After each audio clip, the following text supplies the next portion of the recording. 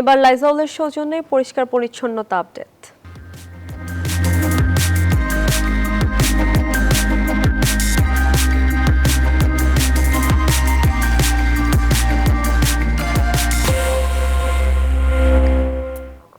ঈদের তৃতীয় দিনে রাজধানীর বর্জ্য ব্যবস্থাপনা ও পরিচ্ছন্নতা নিয়ে বিস্তারিত জানাতে রাজধানীর পোস্তা থেকে যুক্ত হচ্ছেন সহকর্মী রাশেদ রায়হান। রাশেদ, তৃতীয় দিনের রাজধানীর বর্জ্য ব্যবস্থাপনা কেমন দেখতে পাচ্ছেন, বিস্তারিত জানাবেন। তোমার কথা দিয়েও আসলে কথা রাখতে পারেনি সিটি কর্পোরেশন। দুই উত্তর এবং দক্ষিণ তারা কিন্তু বলেছিলেন যে আগ বাড়িয়ে 12 ঘন্টার মধ্যে সকল বর্জ্য পরিষ্কার করার কথা থাকলেও দুই প্রশাসক আগ বাড়িয়ে বলেছেন 8 ঘন্টার মধ্যে সেটি কিন্তু করা হবে। তো ঈদের আজকে তৃতীয়তম দিন, এখনও কিন্তু সেই কার্যক্রম আসলে তৎপরতা চলছে। গতকাল প্রধানমন্ত্রী ঢাকার বিভিন্ন প্রান্ত কিন্তু তিনি ঘুরে দেখেছেন, তারপর কয়েকজনকে কিন্তু বহিষ্কারও করা হয়েছে।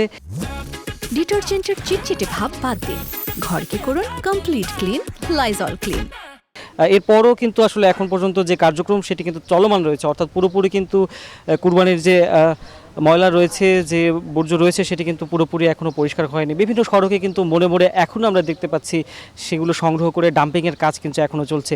অনেক বাসাবাড়িতে আমরা গিয়েছি, তার সামনেও আমরা দেখতে পেয়েছি যে সরঞ্জাম ব্যবহার করে আসলে কুরবানির কাজ করা হয়, সেগুলো সহ কুরবানির যে উচ্ছিষ্ট পশু সেগুলো কিন্তু এখন পর্যন্ত আসলে রয়ে গেছে। এবং কাউকে কিছু না জানিয়েই গতকাল কিন্তু রাজধানীর বিভিন্ন এলাকা ঘুরে দেখেছেন প্রধানমন্ত্রী তারেক রহমান, এবং বেলা 2টা থেকে 6টা পর্যন্ত প্রায় 4 ঘন্টা বিভিন্ন এলাকা তিনি পরিদর্শন করে, এবং সেই সময়ের পরই কিন্তু আসলে সিটি কর্পোরেশন আরও নড়েচড়ে বসে এবং তারা কিন্তু তাদের তৎপরতা যে কার্যক্রম সেটি কিন্তু আসলে বাড়িয়ে দেয়। এবং এই মুহূর্তে আমি যেখানে রয়েছি ঠিক ঢাকার দক্ষিণ সিটি কর্পোরেশনের প্রশাসনিক এলাকার 5 নম্বর অঞ্চলের 47 নম্বর ওয়ার্ডে ঠিক পোস্তকোলা থানার যে পুলিশ ফাঁড়ি রয়েছে তার ঠিক পাশেই এইদিকে যেহেতু একটা গরুর হাটও ছিল, যে কারণে যে কুরবানির বর্জ্য সেটি আসলে বর্জ্য বেশি ছিল, এবং আশেপাশের বাসাবাড়িতেও যেহেতু অনেক কুরবানি হয়েছে সেটি কিন্তু বিভিন্ন জায়গায় ছড়িয়ে ছিটিয়ে ছিল।